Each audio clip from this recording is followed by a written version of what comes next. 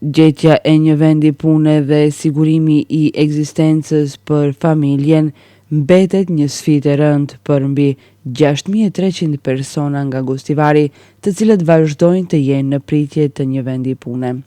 Kjo sipas të dhënave zyrtare të Agjencionit për Punësim, të cilët verifikojnë numrat duke dhënë detaje edhe mbi strukturën e nivelit të arsimit dhe moshën që kanë këta persona.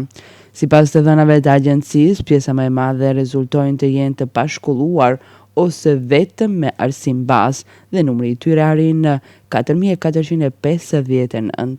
Ndërkaq me arsimin e mesëm janë regjistruar 1.297 persona, me arsimin e lartë të shkallës së parë 14 persona, ndërsa me diplomë universitare janë 301 persona. Në listë ka edhe 35 magjistra dhe 3 doktor shkencash.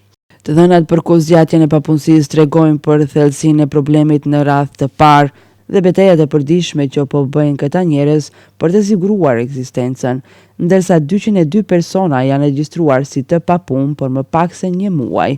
Shqetësuese mbetet numri i të papunëve afatgjatë. 2066 persona kërkojnë punë prej 5 deri në 7 vite, ndërsa 1016 persona prej 8 vitesh dhe më shumë.